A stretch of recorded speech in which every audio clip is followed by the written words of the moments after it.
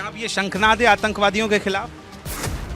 आतंकवादियों के खिलाफ हमारा एक ही चीज है, जो उनके आकाओं को जो है जड़ से समाप्त कर दिया जाए। रहना पड़ेगा, गवर्नमेंट को हिलाना पड़ेगा।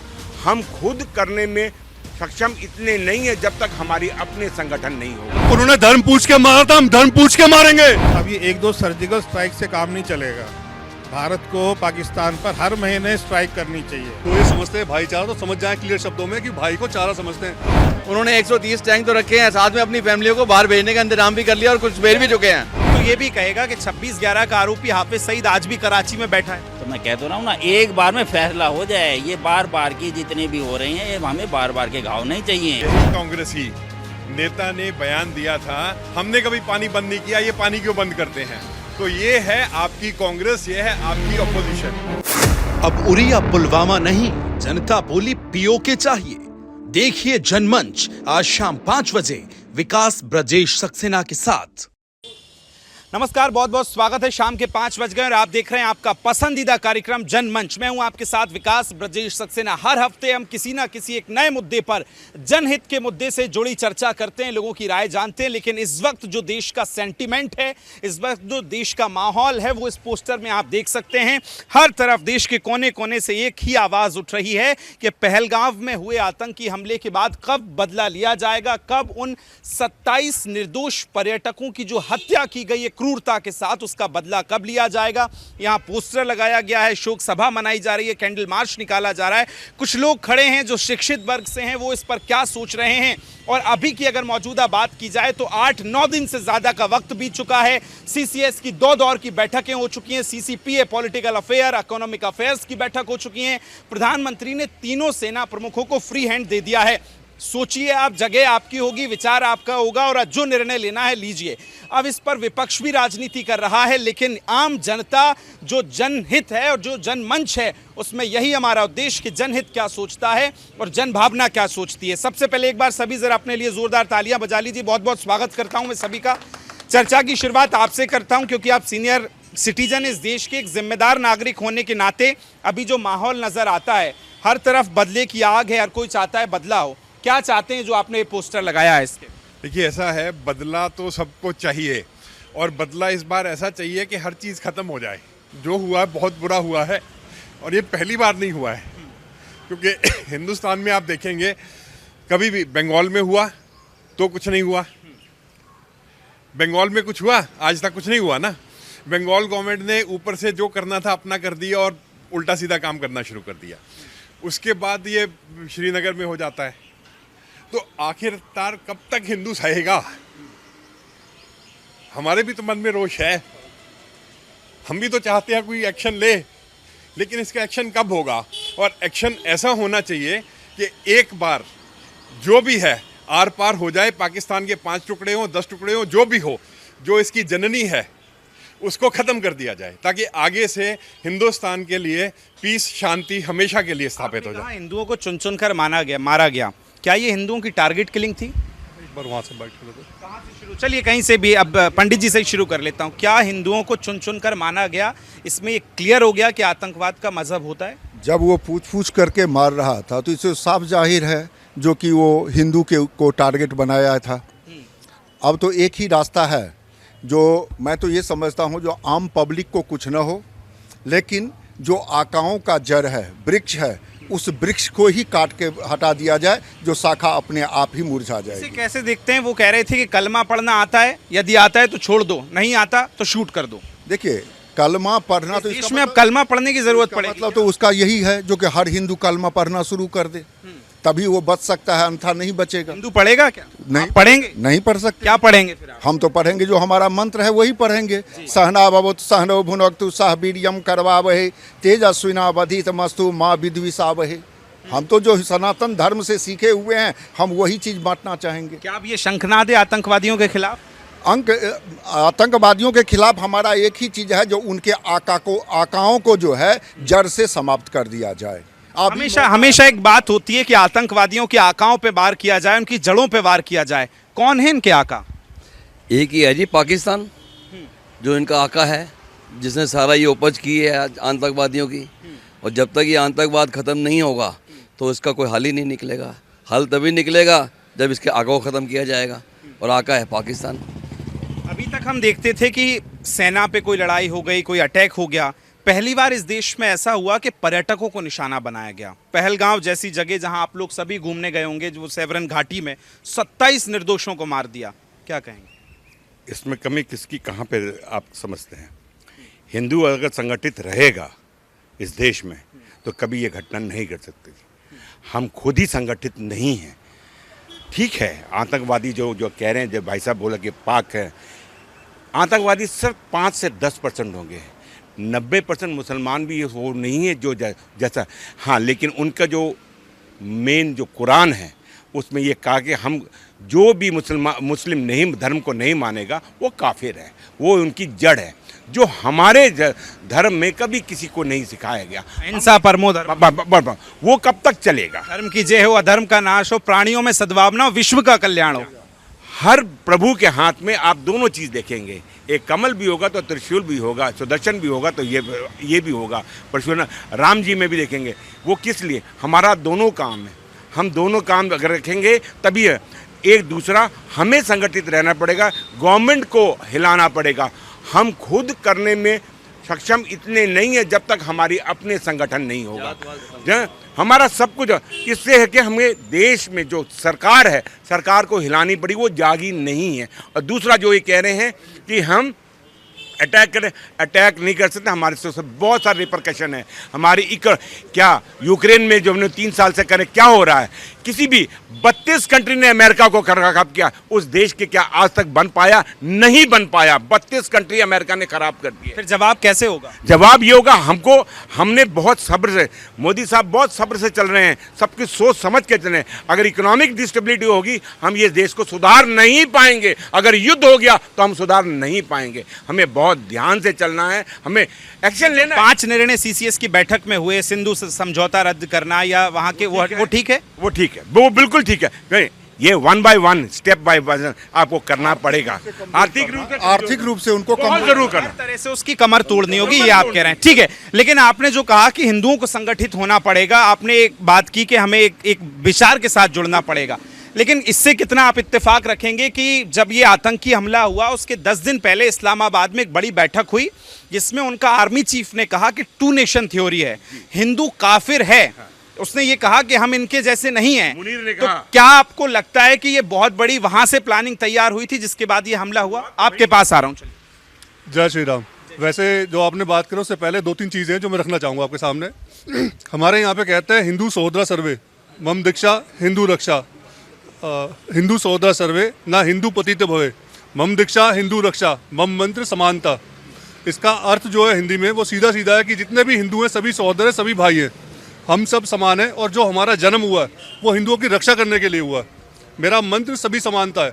और मेरे धर्म के अंदर हिंदू में, जो भारत में, उसका हिंदू का मतलब सिर्फ पूजा से या चोटी से या कपड़ों के भेष से न लगाए। जिसके अंदर राष्ट्रभाषा, जिसके अंदर राष्ट्र की भावना, वो हिंदू है। आप पूजा के आधार पे कहोगे तो उसे हम हिंदू नहीं मानते।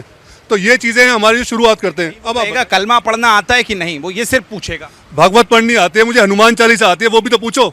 उन्होंने धर्म पूछ के मारा था, हम धर्म पूछ के मारेंगे। जय श्री राम, जय श्री राम। 5 जो निर्णय लिए उन्होंने कहा कि युद्ध अभी कोई रास्ता नहीं है, इकोनॉमी पर असर पड़ेगा। हम कुछ लोग कहते हैं परमाणु है पाकिस्तान के पास, तो ये कब तक हम सोचेंगे? हमारे दिलों में परमाणु है।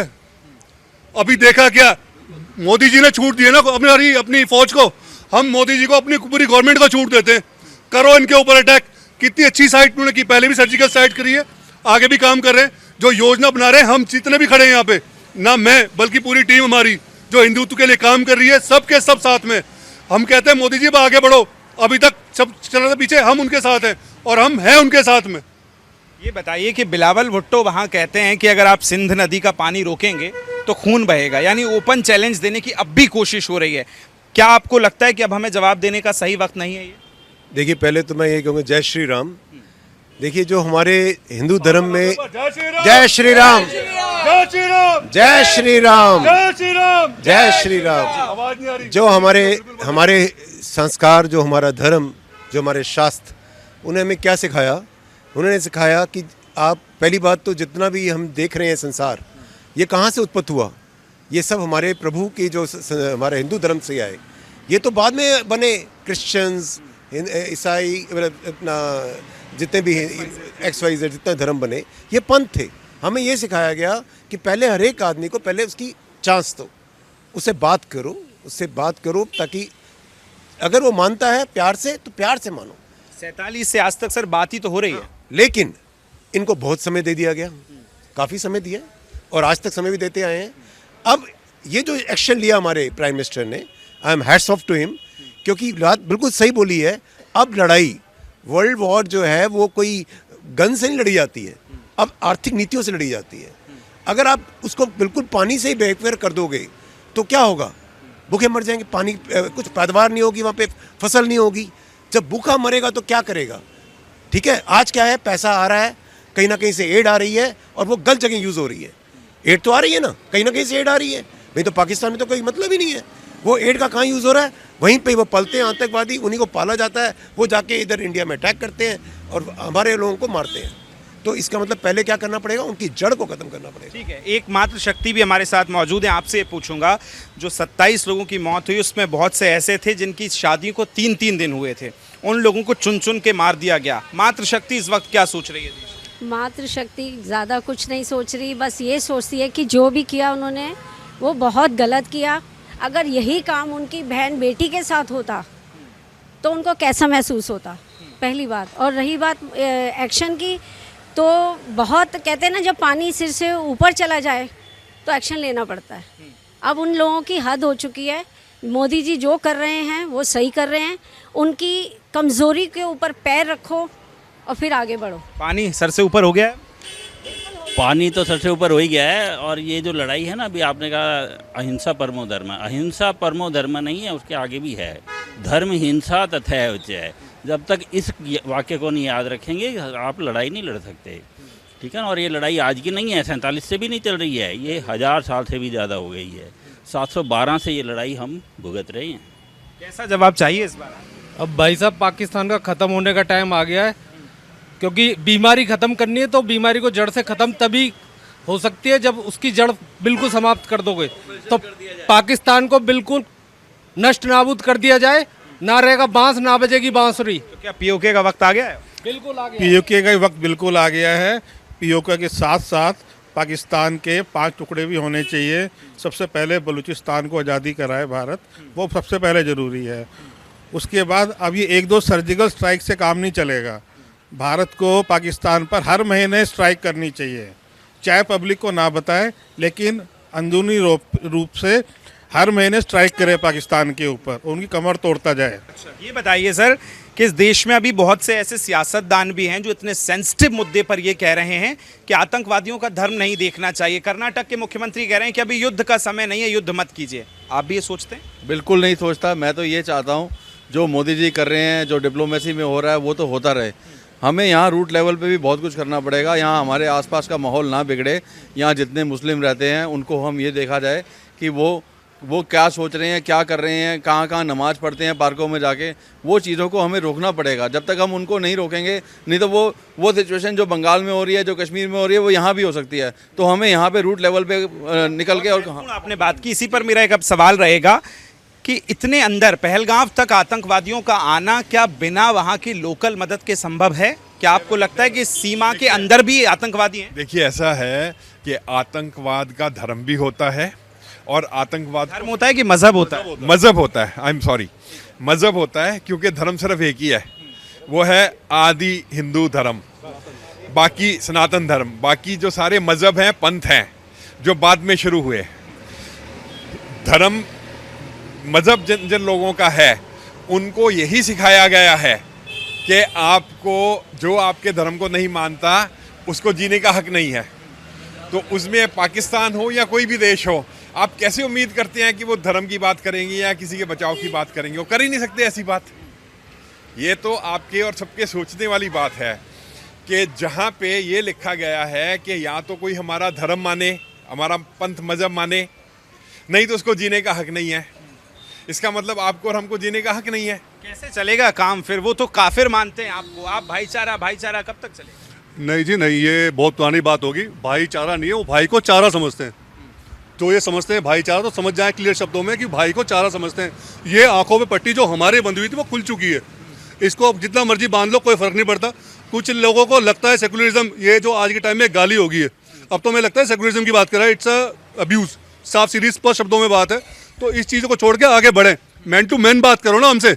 हमने कौन सा गुनाह कर दिया? अगर पाकिस्तान बना तो क्या, जिस टाइम बटा था उस बना किस लिए? धर्म के आधार पर बना, आधार पर विभाजन। तो आज उनको कहें कि किस लिए परेशानी है? जाओ ना, इसको जाना जाए। हमारे कई नेता भी कहते हैं वो तो कहते हैं कश्मीर हमारा है।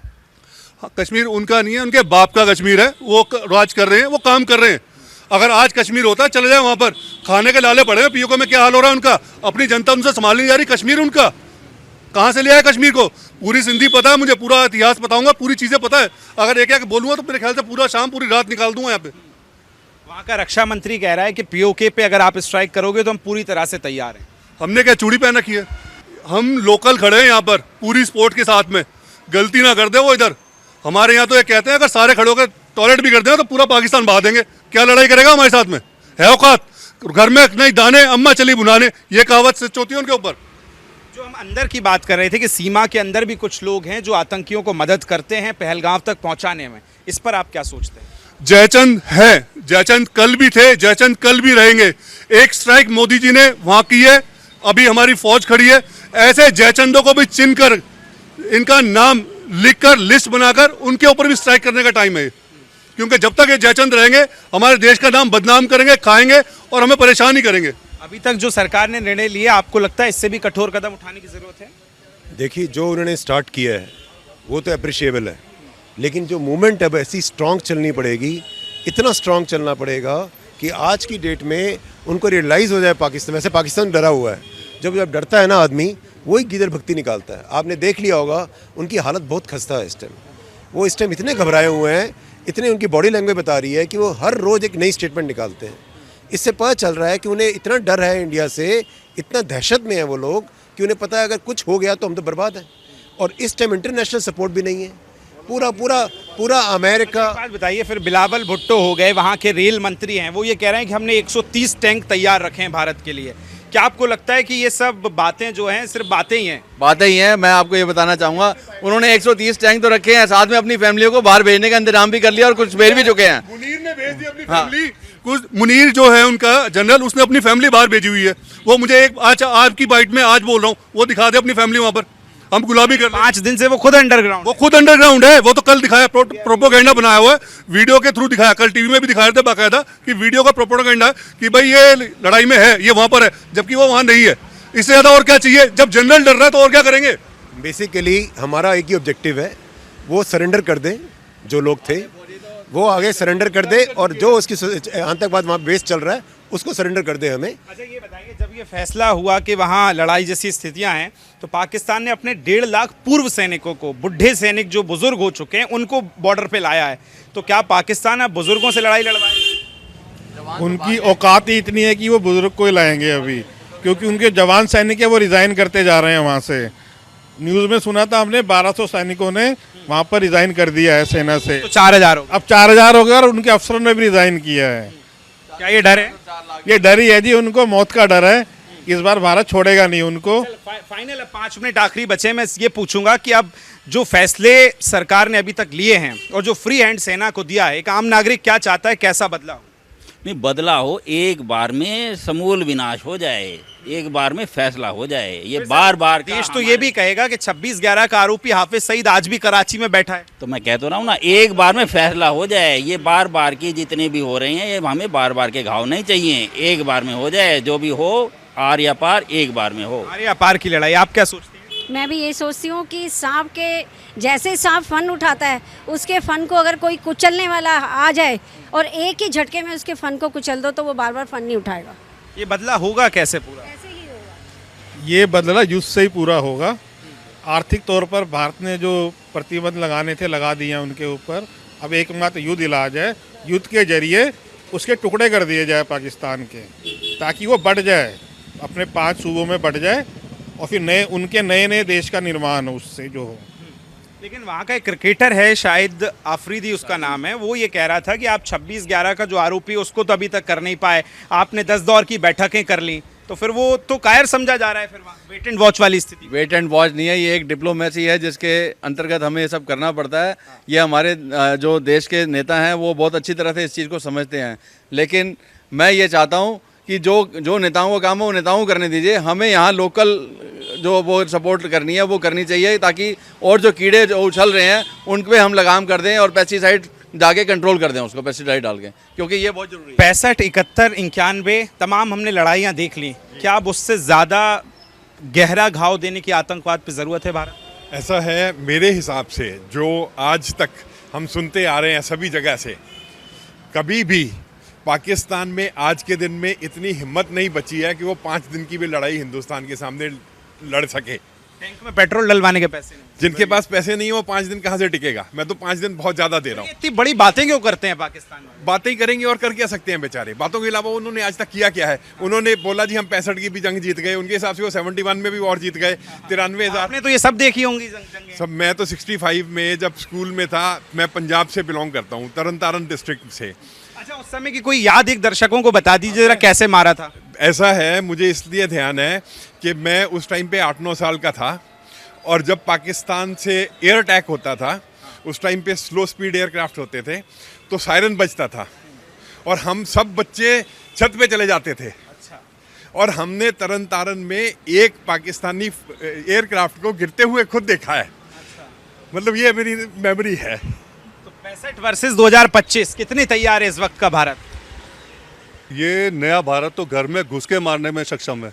एयर स्ट्राइक हम कर चुके, पहले सर्जिकल कर चुके, और जो ये वाला होगा, ये एग्जाम्पल ऐसा सेट होगा पाकिस्तान पे, जो ये तो क्या, जो इनके पहले पूर्वज हुए वो भी याद करेंगे, जो आने वाली पुश्तें होंगी वो भी याद करेंगे, क्योंकि गलत टाइम पे पंगा ले लिया है। इस बार मोदी जी है सामने। विश्वास है आपको मोदी जी? 10% लिख के दिखा दें। फिर ये तमाम विपक्ष कह रहा है 10 दिन से बैठे हैं, 10 दिन से बैठे हैं। विपक्ष का काम तो कहना है। अभी तक अगर देखा जाए तो विपक्ष कर क्या रहा था? पहले इकट्ठे होकर गलती से बात करने लगे। कल उनके जो नेता हैं चिन्नी, पंजाब के जो पूर्व सीएम है, उन्होंने क्या कितना अच्छा बयान था कि उनको सर्जिकल स्ट्राइक ही नहीं देखी। ओ भाई साहब, आप क्या चाह रहे हो? ऐसे मौके में जहां देश पूरा इकट्ठा हुआ पड़ा है, आप वहां कह रहे हो कि आप अलग चल रहे हो।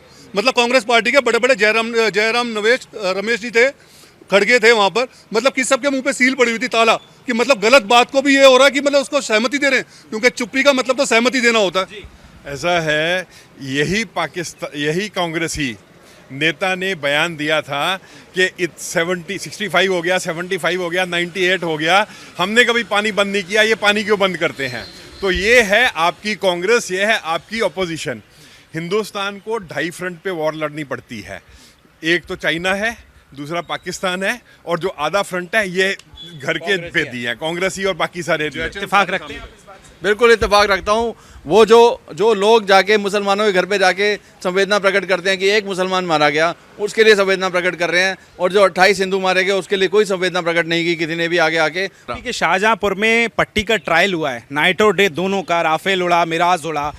हम एक तरफ अरेबियन सी में देख रहे हैं INS विक्रांत तैनात कर दिया गया है, थल सेना POK पे तैयार है, यानी तीनों तरफ से छूट है। हाँ जी, उधर बलूच तैयार है, बलूच भी तैयार है। हमारा भारत, मैंने तो पहले भी कहा आपसे कि भारत की हर फौजी हर तरीके से, बल्कि हमारे जो लोकल स्पोर्ट भी, हम सब तैयार हैं, सबके सब सक्षम है। और जो कल उन्होंने करके दिखाया है, वो डे और नाइट दोनों टाइम करके ट्रायल करके दिया है कि वी आर रेडी। चलिए, तो देखिए, हमने कुछ अलग अलग लोगों से राय जानने की कोशिश की, समझने की कोशिश की। अब वक्त है, क्योंकि 10 दिन बीत चुके हैं, तमाम बैठकें हो चुकी हैं। अब इंतजार है कि कब उन निर्दोष 27 पर्यटकों की जो मौत हुई है, क्रूर मौत, उसका बदला कब लिया जाएगा। देश इंतजार कर रहा है। फिर मौजूद होंगे जनमंच में किसी अन्य मुद्दे के साथ। तब तक मुझे और मेरे कैमरा सहयोगी ऋतिक को दीजिए इजाजत। देखते रहिए जनमंच और सुदर्शन न्यूज। नमस्कार।